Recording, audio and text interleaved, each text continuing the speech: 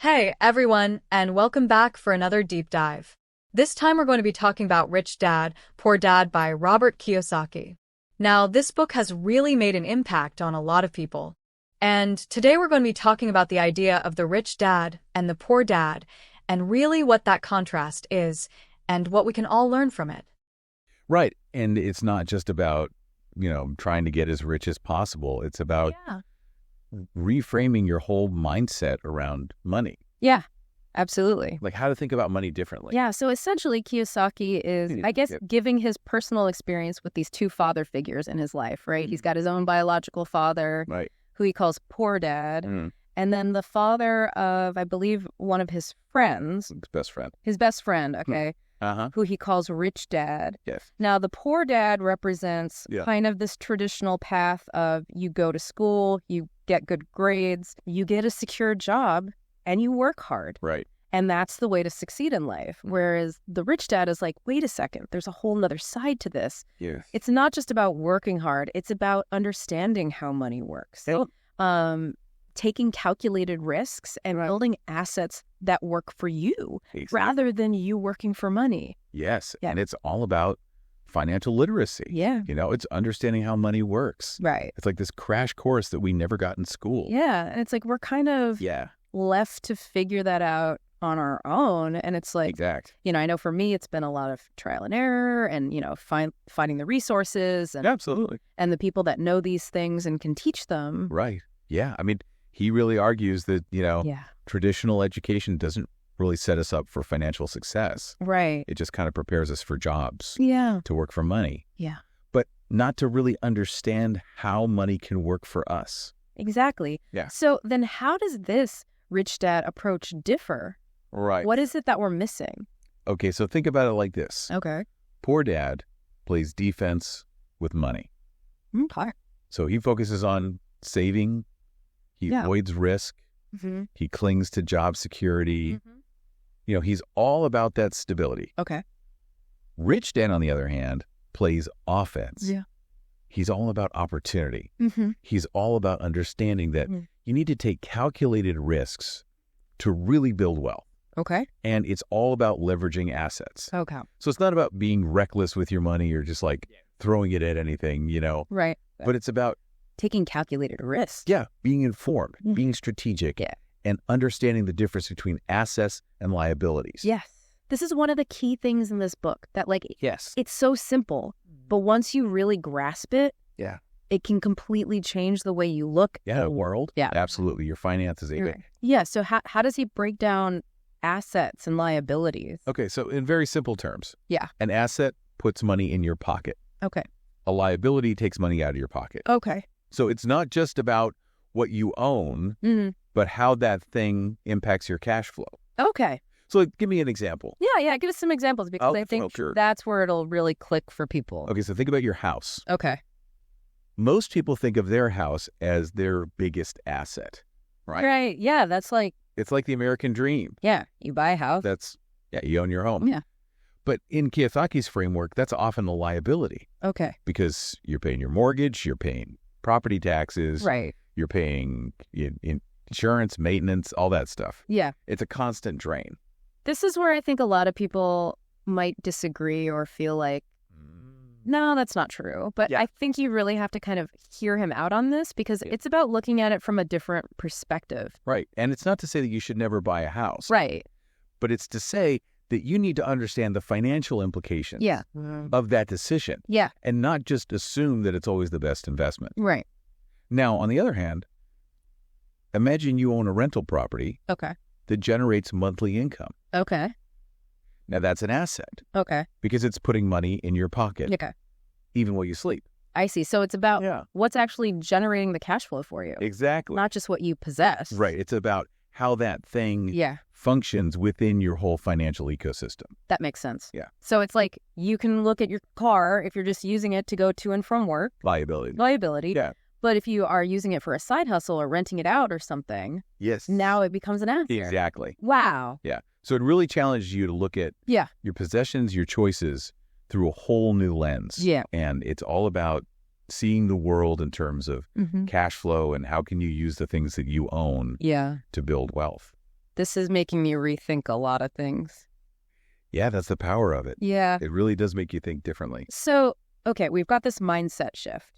But how do we actually start putting these ideas into action? Right. What are some of the key things that Kiyosaki actually recommends? Okay, well, one of the first things is to break free from that paycheck to paycheck cycle. Okay.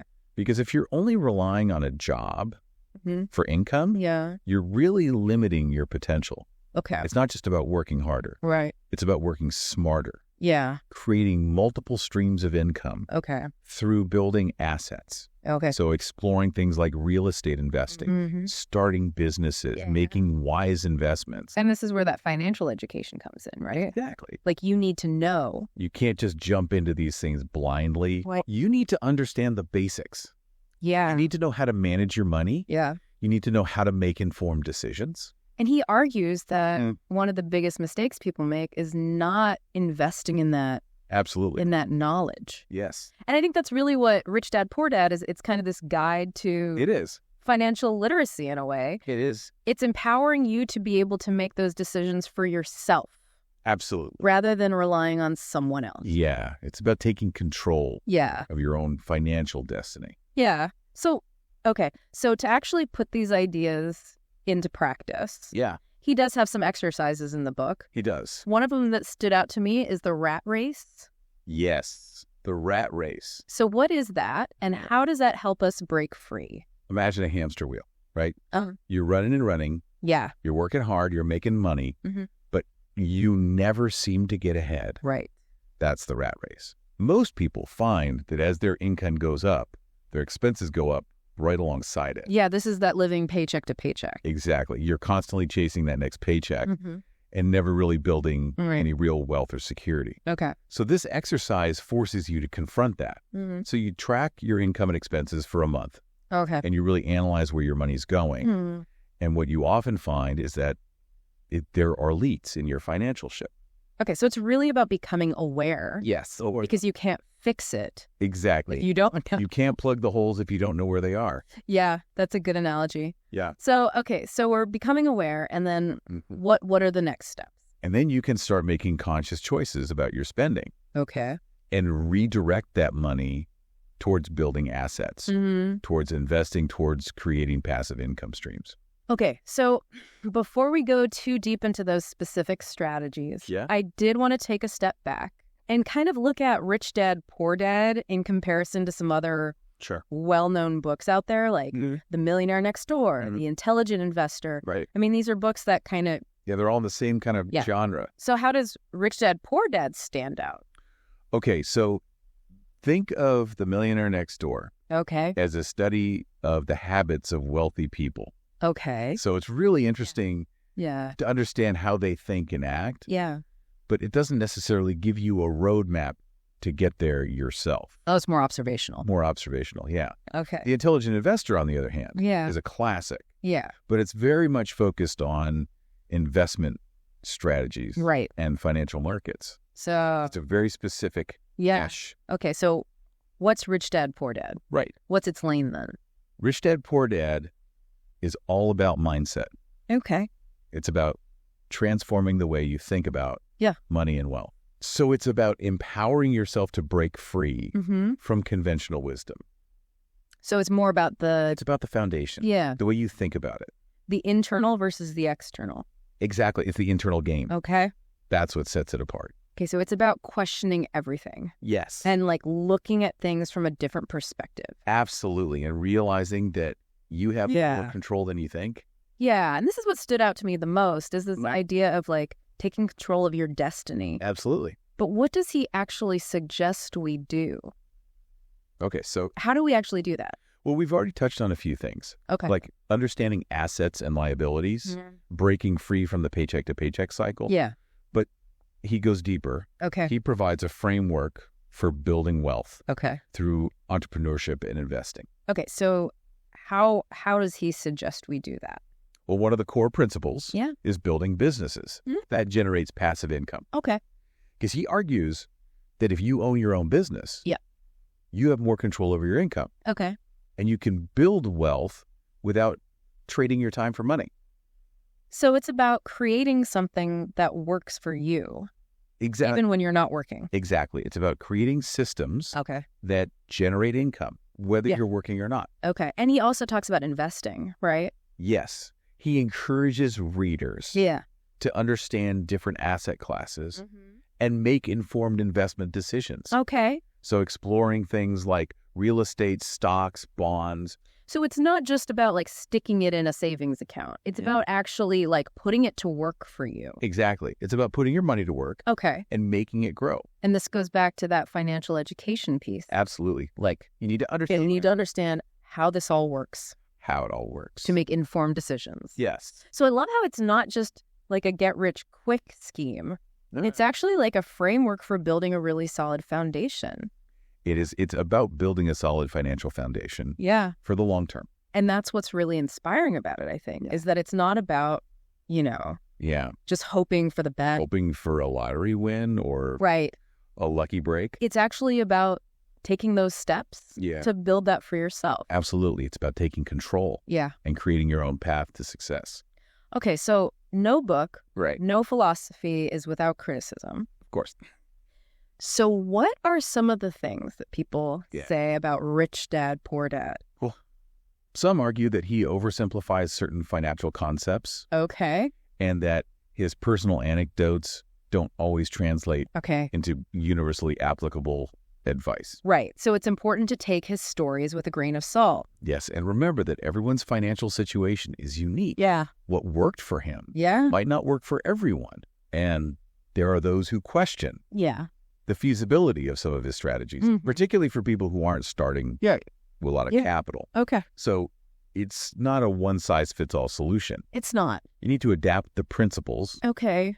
to your own circumstances Okay. and do your own research. Yeah, and I think that's good advice. No matter what you're reading Exactly. or learning about. Always do your due diligence. Yeah. Always do your own research. Yeah. So I think what's important to remember is that even if you're not planning to become a real estate mogul or an entrepreneur, that core message of taking control Absolutely. of your money Yes. and understanding financial literacy. That's the key takeaway. Yeah, that applies to everyone. It does. Yeah. Regardless of your career path. So it's about being informed Yes. and making conscious choices rather than just going with the flow and doing what everyone else does. Exactly. It's about taking charge Yeah. of your financial well-being. So even with those criticisms, that message, I think, is still really powerful. It is. It's a very empowering message. Yeah. And one thing that really stood out to me about this book is how Kiyosaki challenges this idea of homeownership. Yes. He's not necessarily... He doesn't see it as the ultimate goal. Yeah. He doesn't see it as like the be-all and end-all of financial success. Exactly. And that's a pretty big departure from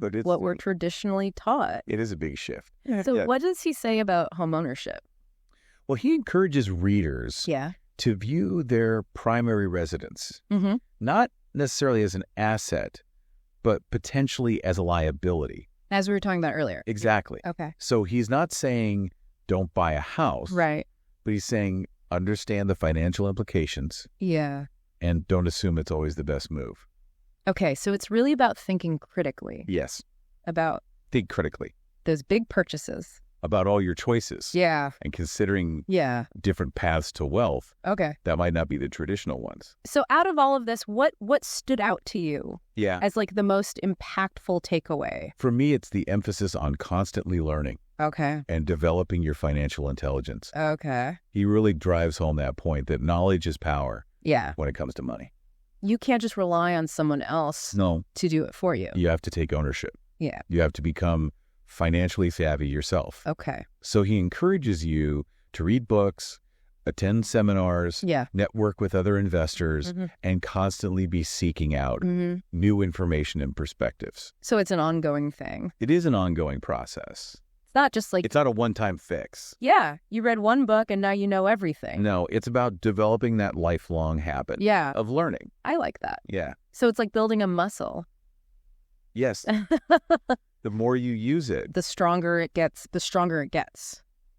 And the more you're able to... And the more confident you become in making those decisions. Yeah. Okay. So we've covered a lot here. We have. I mean, from understanding assets and liabilities to managing risks to the importance of financial education. Yeah. Rich Dad, Poor Dad has... It offers a lot. Yeah, it offers a lot. A lot of insight. And it's not all going to be applicable to every. Exactly. Yeah. But those core principles... I think that the overall message of taking control of your financial future is... It is very empowering. It's very empowering. Yeah. Yeah. It's about realizing that you have more control than you might think. Yeah. Okay, so we've talked about the core principles. Yeah. We've talked about some of the criticisms. No. But how have these ideas evolved since the book was first published? Right, because it's been a while. It has been a while. And the financial landscape has definitely changed. So how do we apply them today? Well, the one important factor is the rise of technology and the gig economy. Okay. Kiyosaki's emphasis on entrepreneurship is even more relevant today. Okay. Because more and more people are finding ways to create their own income streams outside of traditional employment. Yeah. Like everyone's talking about side hustles and starting businesses. Yeah. It's all over the place. Yeah. And he was ahead of the curve on this. Yeah. He saw the power of creating those income streams. Yeah. And I think now it's even more accessible than ever. Especially with online businesses. Yeah. And, you know. And all the resources that are out there. Yeah, all the resources, all the tools, the platforms. It's incredible what he was saying. Back then, I think is even more. It's even more true today. Yeah. It's even more possible today. Yeah. And, you know, another thing to keep in mind is the current economic climate. Okay. Things have changed since the book was published. Yeah. So you have to make informed investment decisions. Right. He advocates for diversification, understanding the risks associated with different asset classes. It's about being adaptable. Exactly. Okay. You can't just blindly follow any one strategy. Right. You have to adapt. Yeah. Adjust. Based on the current market conditions. Okay. So it's not just about the money. No, it's not just about the numbers. Yeah. It's about creating a life of meaning and purpose. Okay. It's about using that wealth to make a difference. Yeah. It's about what that financial freedom allows you to do. Exactly. So even though things have changed, those core principles. They remain relevant. Yeah. It's about being adaptable, informed, proactive in creating a life of well-being. It's about taking control of your future. Yes. Yeah. And that's what continues to inspire people about this book. It's that call to action. You take control of your destiny. Yeah. Okay. So as we move into part 2 of this deep dive, we're going to explore some of those specific strategies in more detail and look at how they can be applied in today's world. Exactly. So stick with us. We'll be right back. So we at Book Summary and Reviews not only summarize the books, but also dive deep into their essence. Join our community passionate about reading, learning, and growing together. With us, you'll always have your next great read lined up, insightful reviews at your fingertips, and thoughtful discussions that enrich your reading experience. Hit that subscribe button so you never miss out on our latest summaries and reviews. Let's make reading even more exciting together. So welcome back to our deep dive into Rich Dad, Poor Dad. Now, before the break, we were talking about how a lot has changed in the financial world since this book came out. It has. But how these core principles are really still relevant. Yeah. And one of the big ones was this idea of entrepreneurship. Absolutely. I mean, he was really ahead of the curve on this. Yeah. Talking about creating your own income streams. Yeah. And it seems like now everyone and their brother has a side hustle. It's everywhere. So how can we apply Kiyosaki's teachings to today's world? Well, one of the things he really emphasizes is finding your passion and turning it into a business. Okay, so it's not just about chasing the money. It's not just about any opportunity. It's about finding something you're truly passionate about. Right, because then it doesn't feel like work. Exactly. And you're more likely to succeed. Yeah, because you're excited about it. Right. But he also talks about building a really strong financial foundation. And foundation is key for your business. So what does that look like? So that means understanding cash flow. Okay. Managing expenses. Investing wisely. And this is where that financial literacy really comes into play. Yeah, you need to understand the basics of business finance. Okay. To really succeed. So he really encourages people to think big. Oh, absolutely. And not be afraid to take risks. Take risks. Calculated risks. Calculated risks, yeah. He says, true wealth is built by those who are willing to step outside their comfort zone and embrace new challenges. So it's having that growth mindset. Yes. And being willing to learn and adapt. Yeah. And be uncomfortable sometimes. Yeah. And one thing that he also talks about is building a strong team. Yes. And I think that's something that people kind of overlook sometimes. Right. People think they can do it all themselves. Yeah. But you need to leverage the expertise of others. Yeah. You need to build a team. Surround yourself with the right people. Exactly. No one succeeds alone. And this goes back to that idea of mentorship. It does. Which he talks a lot about. Yeah, finding people who have already achieved what you want to achieve. Yeah, learning from them. Learning from their mistakes. Yeah. So you don't have to make them yourself. So, okay. Yeah. We've talked about entrepreneurship. Right. But he also talks a lot about investing.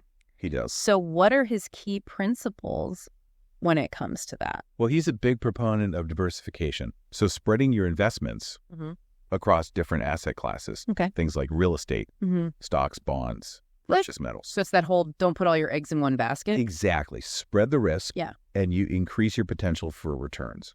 But he also talks about understanding what you're investing in. Yes. You have to do your research. Okay. You can't just blindly follow the crowd. Right. Or chase the latest hot stock tip. You really have to understand the fundamentals of that investment. So how does someone who doesn't have a lot of money start investing? Yeah, that's a common question. Yeah. And he actually addresses that in the book. Okay. He says, you don't need a lot of money to start. Okay. What you need is the right mindset. Okay. Financial literacy and a willingness to take action. Okay. So it's about changing your relationship with money. Okay. And developing those rich dad habits, even if you're starting small. So start small and build from there. Learn as you go. Okay. Gradually build your portfolio over time. So it's not a get-rich-quick scheme. It is not a get-rich-quick scheme. It's a marathon, not a sprint. Yeah. It takes time. It takes patience. So he also talks about managing your debt. Yes. Managing debt is crucial. Okay. Avoiding unnecessary expenses. Okay. Living below your means. So you can free up cash flow. Exactly. If you invest. So you have more money to invest. Okay. And build those assets. And this goes back to that whole rat race idea. It does. It's about breaking free. Breaking free from that cycle. Yeah. Of living paycheck to paycheck. Okay. And taking control of your finances. So what are some things that people who don't have a lot of money can do to get started? Well, he suggests focusing on assets that don't require a lot of upfront capital. Okay. Like what? So things like online businesses or investing in your education, investing in your skills. So things that will increase your earning potential. Your earning potential, exactly. Okay. So it's about being resourceful. Okay. Leveraging the opportunities that are available. Yeah. And constantly learning. Yeah. So it's not just about the financial side. No. It's also about... It's about the personal development side. Yeah, investing in yourself. Absolutely. So I know a lot of people are probably thinking, okay, this sounds great, but it's risky. Of course. There's risk involved in investing. There's risk involved in everything. Yeah, and starting a business. Right. So how does Kiyosaki address that? Well, he acknowledges that there are always risks. Okay. But he argues that the biggest risk is not taking any risks at all. Okay. He believes that playing it too safe can lead to financial stagnation. So you're kind of stuck. You're stuck. Okay. You're not growing.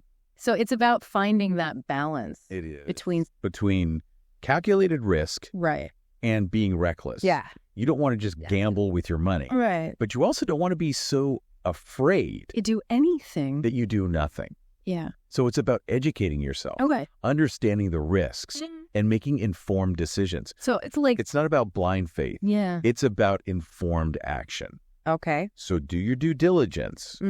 Understand the potential downsides. Okay. Just make sure it aligns with your risk tolerance. Yeah, because everyone's different. Everyone is different. Yeah. And he also stresses the importance of having a long-term perspective. Okay. Because, building wealth takes time.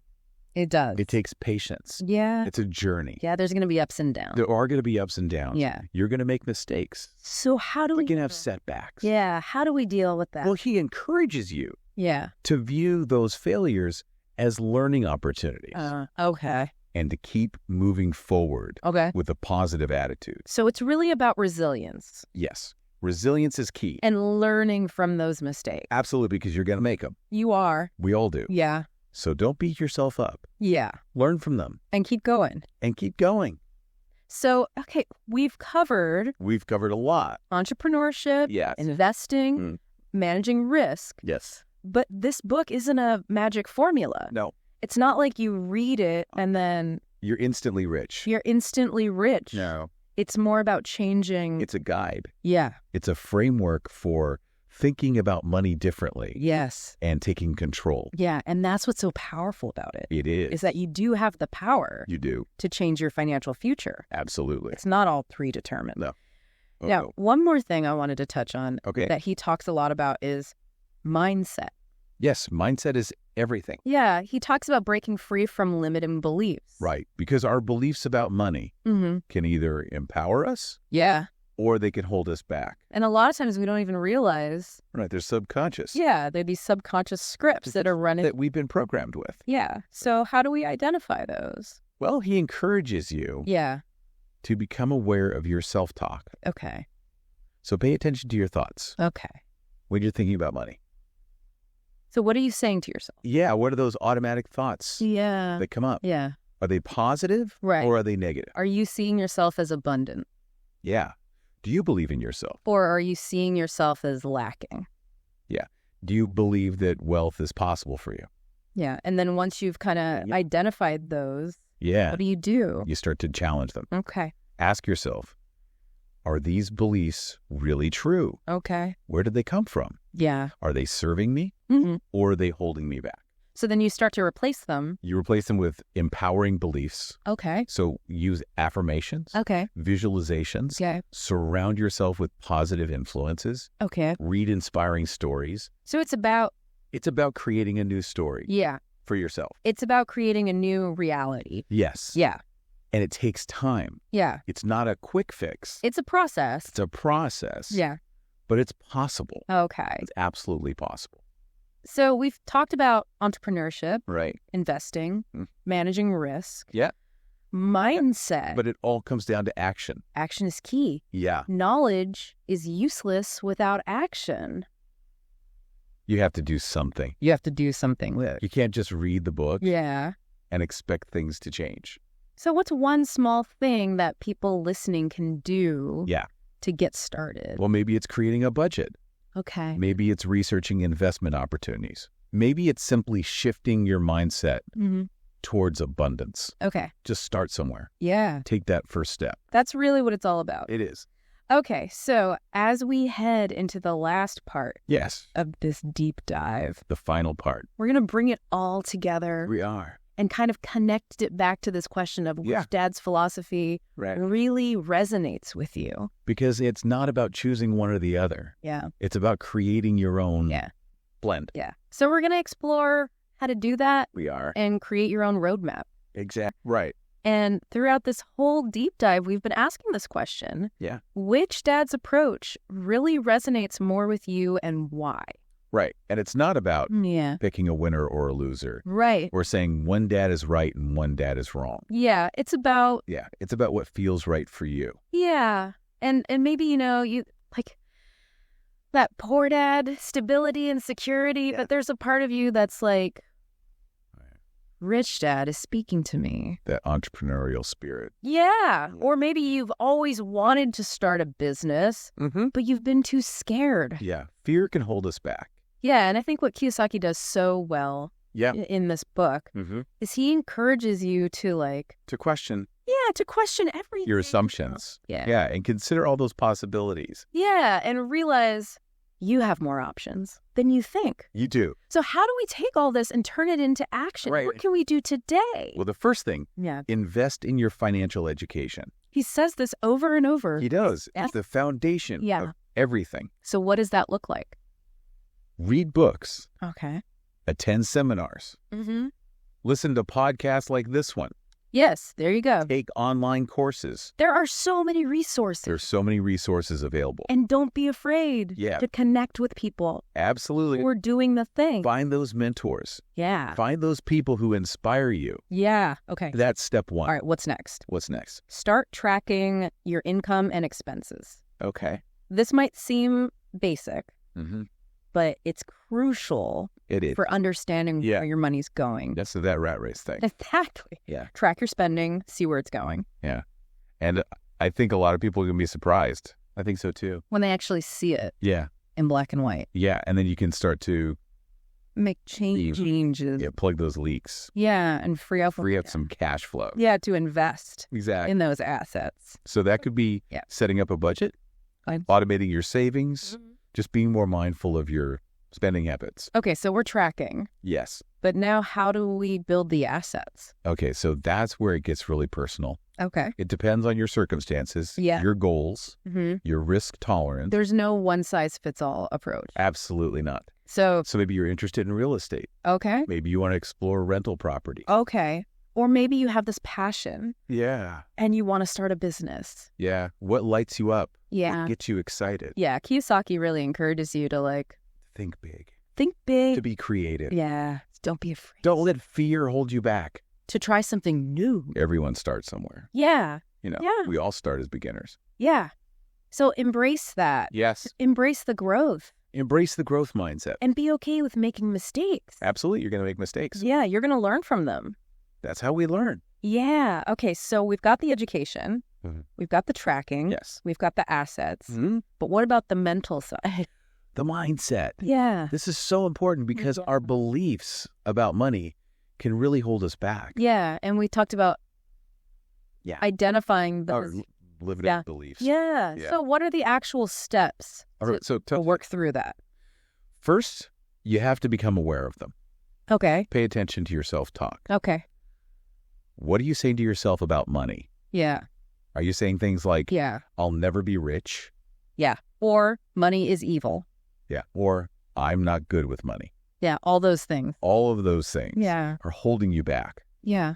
So once you've identified them, you have to challenge them. Okay. Ask yourself, are these beliefs actually true? Mm-hmm. Is there evidence to support them? Yeah. Or are they just stories that you've been telling yourself? That you learned from someone else. Exactly. Then you start to replace them. Yeah, replace them. With empowering beliefs. With positive things. Yes. So use affirmations. Okay. Use visualizations. Mm-hmm. Read inspiring stories. Surround yourself with the right people. Surround yourself with people who support your dreams. Yeah. And I think that's so important because the people we surround ourselves with have a huge impact. A huge impact on our beliefs and our behaviors. Yeah. And it's an ongoing thing. It is. It's not like you just change your beliefs overnight. No, it takes time, takes effort. It's a process. Yeah, but it's worth it. So as we wrap up this deep dive, I think the biggest takeaway for me is that, rich dad, poor dad. Yeah. It's not just about the money. It's not. It's about empowerment. It is. It's about taking control of your life and creating a life that you love. Creating a life of abundance and purpose. Yeah, and realizing that you have the power to do that. You do. So I think a great question to leave everyone with is what's one action, no matter how small you can take today to start moving towards those goals? Maybe it's just educating yourself. Okay. Maybe it's setting a small financial goal. Maybe it's just shifting your mindset. Okay. But take action. Yeah. Because action is the key. The journey of 1,000 miles begins with a single step. Exactly. So thanks for joining us on this deep dive. It's been a pleasure. Into Rich Dad, Poor Dad. Oh. We hope you learned a lot. I hope so. And are feeling inspired to take control of your financial future. Absolutely. Until next time. Take care.